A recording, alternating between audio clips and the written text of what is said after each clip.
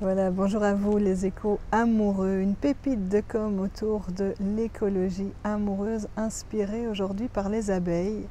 C'est une femme ce midi qui m'expliquait comment la fleur a un travail de séduction à faire pour attirer l'abeille afin qu'elle vienne extraire son pollen, et pour ce faire elle se rend belle, elle s'ouvre, elle se pavane, elle exulte un parfum. Et elle disait, mais ce qui est important, c'est que la fleur sache s'arrêter à temps, parce que si l'abeille lui prend tout son pollen, elle-même n'a plus de quoi se tenir fleur, de quoi subvenir à ses propres besoins.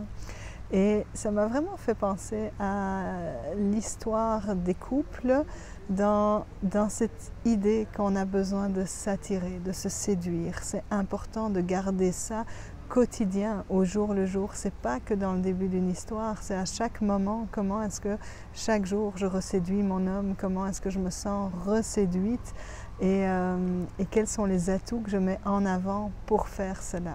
Mais néanmoins, si je me perds dans cette idée de vouloir séduire l'autre, ou si j'y passe trop de temps et que je ne m'écoute pas et que je ne garde pas un peu de mon énergie pour moi, que tout est voué sur l'autre, je peux, et c'est une expression qu'on entend souvent, je peux être vidée, aspirée, je peux avoir perdu ma substance. Il y a toutes sortes de vocabulaire que j'entends dans les consultations, de cette difficulté à trouver le point d'équilibre entre à la fois attirer, donner l'autre, passer du temps, donner sa présence, et en même temps ne pas s'oublier, ne pas se perdre et aussi se retrouver. Donc voilà, c'est une petite pépite de com aujourd'hui pour réfléchir à ce que les fleurs et les abeilles peuvent nous enseigner de l'équilibre relationnel, et je vous souhaite évidemment à tous de trouver cet équilibre entre rester un être de séduction,